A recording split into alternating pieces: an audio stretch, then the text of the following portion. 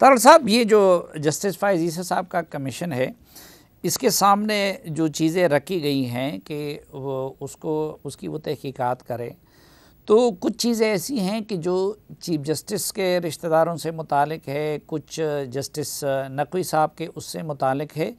तो ये ज़रा बताइए कि ज़ाहिर बात है कि बुनियाद तो वही है कि जज साहिबान को या क्लियर कर दिया जाए, या फिर ये कि अगर किसी न किसी सूरत में उनके तरफ उंगली उठती है तो वो भी क्लैरिफाई हो जाए।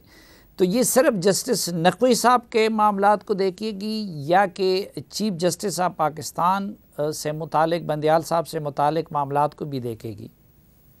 देखिए, आपने नोटिफिकेशन देखा होगा, किसी मोअज़्ज़ज़ जज का नाम नहीं लिया गया और बहुत गार्डेड लैंग्वेज इस्तेमाल की गई और बहुत सारे मामलात छोड़े गए कमीशन पे कि वो डिसाइड करेंगे उन्होंने किस तरह चलना है। लेकिन क्योंकि टर्म्स ऑफ रेफरेंस में कोई 8 या 9 वो इंस्टांसेस हैं जिनका स्पेसिफिकली जिक्र कर दिया गया और उसमें वो सारी बातों का जो आप जिक्र कर रहे हैं उन इंस्टांसेस का भी अहाता होता है। और साथ में ये भी कहा गया कि इसके अलावा अगर कमीशन कोई जुड़ी हुई चीज़ें हैं या कुछ तरह की और चीज़ें जो कि काबीना ने ओवरलुक की हों, उनको देखना चाहें तो वो देख सकते हैं और आमतौर पे ये TORs में लिखा जाता है और उसके लिए फेडरल गवर्नमेंट पाबंद होगी कि वो जिस हद तक उन्हें टेक्निकल सपोर्ट फ्राहम कर सके, लॉजिस्टिक और टेक्निकल, वो भी देंगे।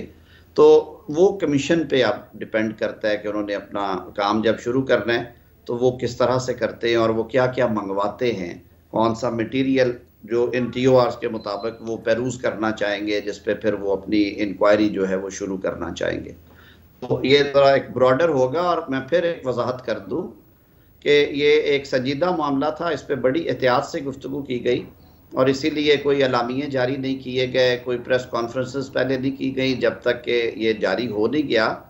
और ये एहतियात का दामन रखना भी चाहिए जब इदारों की साख और ख़ास तौर पे ऐसे इदारे जो कि निज़ाम इंसाफ का सतून हैं, उनकी जब बात हो रही हो तो ये एहतियातें ज़रूर करनी चाहिए। और ये इस नेक नीति के साथ कमीशन कायम किया गया है कि जो उंगलियां उठ रही हैं वो उस बात का मदावा हो और जो इसमें क्लियर हैं लोग वो क्लियर हों और ट्रांसपेरेंसी आए, लोगों का एतमाद बहाल हो इदारे पे। और अगर ये कोई एक प्लान्ड अफेयर है या कोई ऐसी बात है तो वो भी लोगों के सामने आए। लेकिन इसमें तो सब आते हैं, यानी चीफ जस्टिस ऑफ पाकिस्तान भी आते हैं, जस्टिस नकवी साहब भी आते हैं, जस्टिस लाहौर हाई कोर्ट के चीफ जस्टिस भी आते हैं। कमीशन इन सब से मुतालिक इंक्वायरी कर सकती है, फैक्ट फाइंडिंग्स कर सकती है। साफ़ी साहब, इसी वजह से हमने हाज़र सर्विस जज साहबान और वो भी जो सीनियरिटी में और साख के हवाले से जो जिन लोगों के बारे में शोहरत को भी ज़हन में रखा गया, सारे जज साहबान बड़े मोअज़्ज़ज़ हैं, लेकिन जिनके बारे में कुछ उंगलियां उठ रही हैं या उस हवाले से वो उनका ज़ाहिर है वो ख़ुद उस कमीशन का हिस्सा नहीं थे हो सकते, इसीलिए इन लोगों का इंतखाब किया गया। और हाज़र सर्विस जज साहबान को ये हुकूमत ने दरख्वास्त की कि आप इस कमीशन का हिस्सा बने, ताकि ये जो जुडिशरी के मुतल्लिका मवाद और चीज़ें हैं ये एक इंटरनल अफेयर के तौर पे ये खुद ही देखें और इसके ऊपर फाइनली जो भी उनकी सिफारिशात होंगी उनको आइन और कानून के मुताबिक उन पे अमल किया जाएगा। अच्छा, इससे पहले सिर्फ कैबिनेट नहीं बल्कि पूरी पार्लियामेंट ने भी चीफ जस्टिस साहब की सरबराही में जो बेंच है उसके फ़ैसलों को तरकीद का निशाना बनाया। बहुत सारे लोगों ने उनको बुलाने की बात की पार्लियामेंट में, बहुत सारे लोगों ने रेफरेंस दायर करने की बात की। तो हुकूमत के क्या इरादे हैं चीफ जस्टिस साहब के ख़िलाफ़ या उनके हमख्याल जजेस के ख़िलाफ़ रेफरेंस दायर करने का कोई प्रोग्राम है नियर फ्यूचर में? साफ़ी साहब, देखिए, आपको अंदाज़ा होगा कि पार्लियामान में ये एक मोशन मूव हुई, पहले कोई बहस मुबाहिसा होता है और ये पार्लियामान का प्रेरोगेटिव है, उसका इख्तियार है कि वो किसी भी ऐसे इशू पे जो उस वक्त उनकी नज़र में कौमी अहमियत का मामला है उस पर गुफ्तगू करें, बहस मुबाहिसा करें और उसके बाद फिर कोई ऐसी करारदाद के ज़रिए से या रेजोल्यूशन जो है जिसे हम कहते हैं उसके ज़रिए से फिर असम्बली अपना जो डिसीजन है, जो फ़ैसला है वो करती है। तो दो चीज़ें मैं आपको बता दूं, जो हमारी पार्लिमानी निज़ामी हुकूमत है उसमें हमारे आइन के तहत जो फ़र्क है, हुकूमत जो है वो एग्जेक्टिव इंतज़ामिया है, वो बनती पार्लिमान में से है, उसको कायम पार्लिमान करती है, लेकिन वज़ीर आज़म और उनकी काबीना जो है अंडर द कॉन्स्टिट्यूशन वो इंतज़ामिया है जो इंतज़ामी अमूर चलाते हैं, जो मुल्क चला रहे हैं। मुकन्ना यानी कि जो पार्लिमान है वो कानून साजी करती है, कानून साजी में फिर पॉलिसी मैटर्स भी आते हैं और उनके अपने इख्तियारात हैं आइन के तहत। पार्लिमान ने ये फैसला किया है कि एक कमेटी बनाई है उन्होंने, जो कि उनकी सियासी जमातें, पार्लिमानी प्रेजेंस वाली जो बड़ी सियासी जमातें हैं 5, उनके एक एक रुकन को जो कौमी असम्बली से हैं उनको उसमें मुकर्रर किया गया और उनको ये मैंडेट दिया गया कि वो जायज़ा लें कि आया आइन के आर्टिकल 209 के तहत मिसकंडक्ट का कोई केस बनता है। अगर बनता है तो फिर उसे in accordance with law supreme judicial council के रूबरू रखा जाए। वो कमेटी कॉन्स्टिट्यूट हो गई थी उसी दिन करारदाद के ज़रिए से, और मेरे ख्याल में ये पिछले हफ्ते की बात है। अब वो जो 5 रुकनी कमेटी है वो देख रहे हैं, नेचुरली उन्होंने कुछ मटेरियल भी एग्जामिन करना है, फिर शायद वो कोई लीगल ओपिनियन भी लें। तो वो पार्लिमान का फ़ैसला है, मुकन्ना का फ़ैसला है। हुकूमत उस हवाले से क्योंकि इंतज़ामी अमूर के हवाले से अपने अमूर सर अंजाम देती है, तो मैं ये थोड़ा सा वजाहत इसलिए कर रहा हूँ कि जो फाइलिंग ऑफ रेफरेंस है ये पार्लियामेंट ने डिसाइड किया है और उन्होंने अपनी कमेटी बनाई है, और वो कमेटी फिर जो सिफारिश करेगी उसी की बुनियाद पे फिर एग्जीक्यूटिव आगे बढ़ेगी। नहीं, उन्होंने जो रेजोल्यूशन पास किया है वो प्रोसीड करेंगे ऑन देयर ओन, वो खुद भिजवाएंगे रेफरेंस। वो जो कमेटी रिकमेंड करेगी बजरिया स्पीकर सेक्रेटेरिएट के। अच्छा, और ये जो आप लोगों ने तौहीन पार्लियामेंट बिल एक्ट पास किया, तो ये कोई अजीब सा नहीं है एक जमहूरी हुकूमत में, क्योंकि पार्लियामेंटेरियन तो आवाम को जवाबदेह होते हैं, उधर तो बहुत कुछ होता है। तो ये एक बड़ा, ठीक है कानूनी होगा, लेकिन एक जमहूरियत की रूह के मुखालिफ काम आप लोगों ने नहीं किया आदलिया के इंतकाम में। नहीं, कोई इंतकाम वाली बात नहीं है साफी साहब। मैं अर्ज करता हूँ ये बड़ी देर की चल रही थी डिबेट, और ये बड़ी पुराने बिल हैं, ये पिछली हुकूमत, उससे पिछली हुकूमत में भी ये डिबेट होता रहा। अगर आप आइन का आर्टिकल 66 पढ़े ना तो वो बड़ा वाज़ेह है, और वो है जो इस्तेहकाक है पार्लिमान का। देखिए, मदर ऑफ इंस्टीट्यूशन जब हम उसे कहते हैं तो फिर उसे टूथलेस भी नहीं होना चाहिए।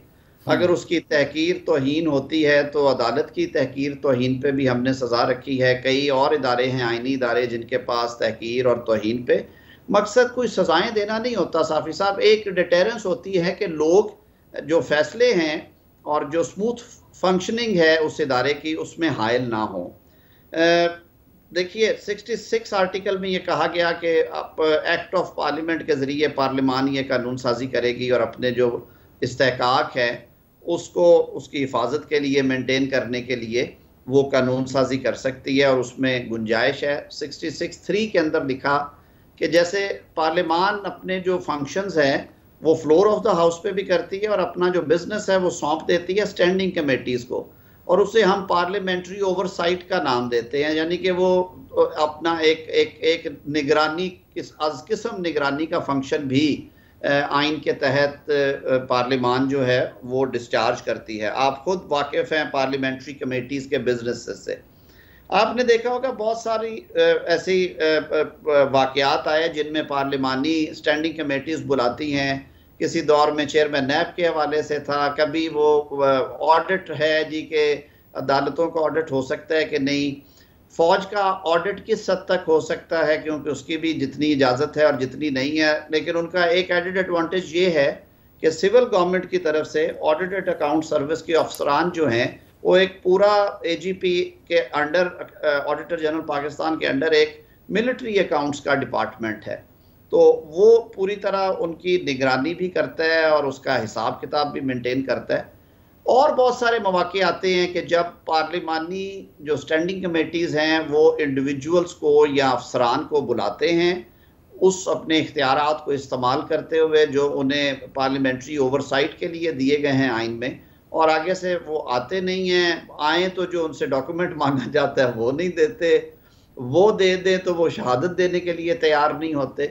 तो नहीं, वो तो डॉक्टर साहब पार्लियामेंटेरियन में अखलाकी जरूरत नहीं है, पहले से बाकी कमेटियाँ अपनी जगह पे, लेकिन इस्तेहकाक कमेटी मौजूद है, वो किसी को भी बुला सकती है। रीसेंट पास्ट में IGFC को बुलाया गया था, IG को बुलाया गया था, वो वारंट जारी कर सकती है। तो उसके होते हुए इस कानून साजी से क्या एक पैरेलल जुडिशल सिस्टम कायम नहीं किया गया?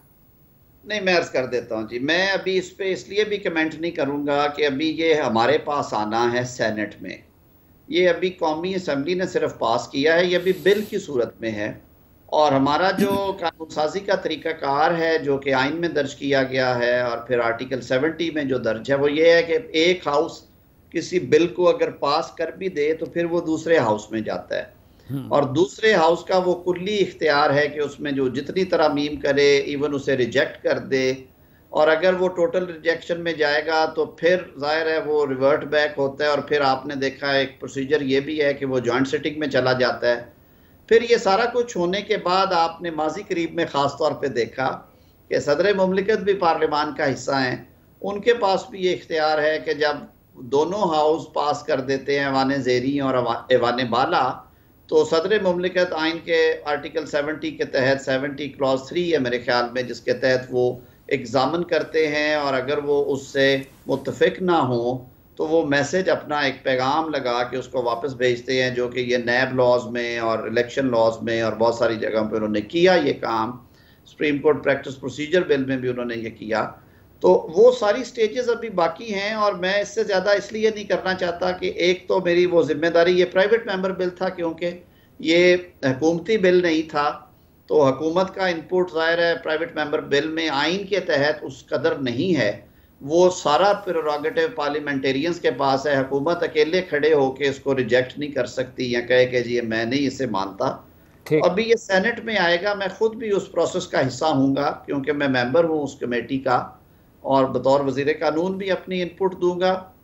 आपने जो कहा कि पैरेलल जुडिशल सिस्टम है, मैं बिल्कुल ये इस बात पे बिल्कुल मैं क्लियर हूँ कि हमें जो आइन में दी गई लाइन है वो क्रॉस नहीं करनी चाहिए, और अगर इसकी शिक्के वो टेस्ट पास नहीं करती और वो उस डोमेन से बाहर जाती हैं तो सेनेट में हम इंशाअल्लाह और अज़ीज़ उस बात की दुरुस्तगी भी करेंगे। लेकिन इसमें जो तौहीन की बात है, तो इस पार्लियामेंट की तो सबसे ज़्यादा तौहीन मियां नवाज़ शरीफ ने की है, मरियम नवाज़ साहबा ने की है, बिलावल साहब ने की है, मौलाना साहब ने की है, मैंने की है, क्योंकि हम सब 2018 के इलेक्शन को नहीं मानते थे, हम इसे जाली पार्लियामेंट कहते थे। मैं आज भी 2018 के इलेक्शन को जाली इलेक्शन कहता हूँ, उसको सिलेक्शन कहता हूँ।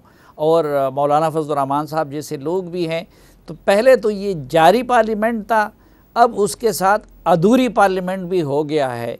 तो अगर तौहीन का ये कानून बनता है तो फिर इसका इतलाक़ सबसे पहले नवाज़ शरीफ साहब, शहबाज शरीफ साहब, मरियम साहब, बिलावल साहब, जरदारी साहब, मौलाना साहब और मुझे से लोगों पे नहीं होगा।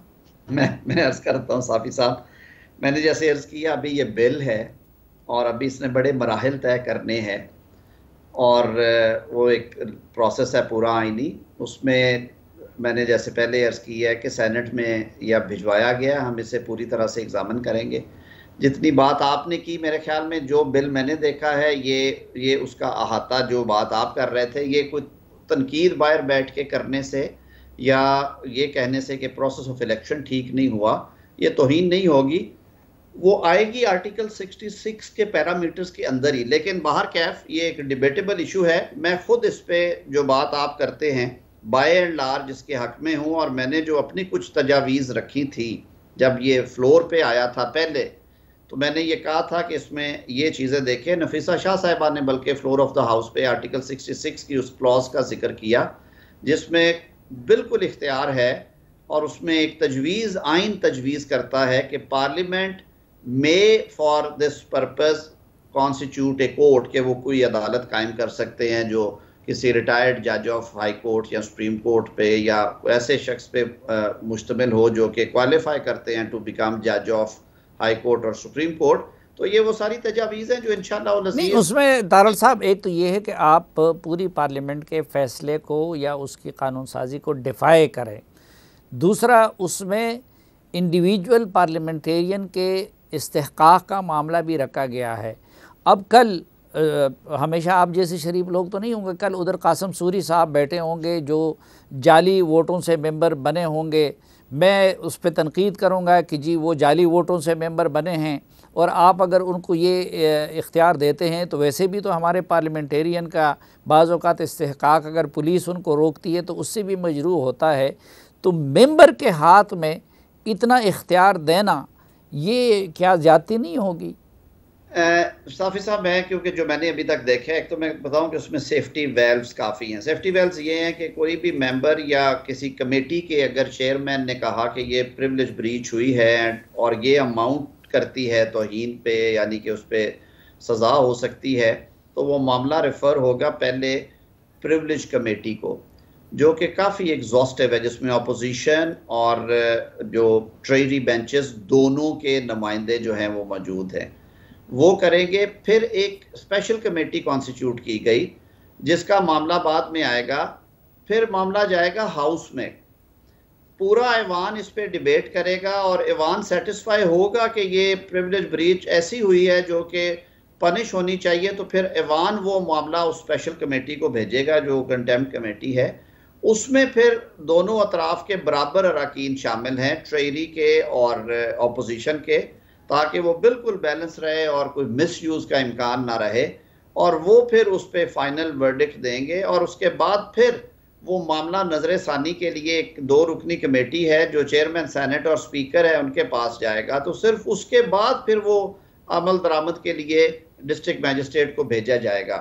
और जाहिर है जो जुडिशल रिव्यू की पावर्स हैं वो मौजूद हैं इस मुल्क में, तो ये सेफ्टी वेल्व्स उन्होंने काफ़ी लगाए हैं। लेकिन क्योंकि ये प्राइवेट मेंबर बिल था, इस पे ये हुकूमती बिल होता तो ministry of law and justice इसकी एक एक शिक को, एक एक लफ्ज़ को फिर वो ओन करती हैं और वो उनको पास भी कराना होता है। पहले CCLC होती है, कैबिनेट कमेटी फॉर लेजिस्लेटिव जो केसेस हैं, फिर वो कैबिनेट में आता है, कैबिनेट अप्रूव करती है, फिर वो बिल फ्लोट होता है।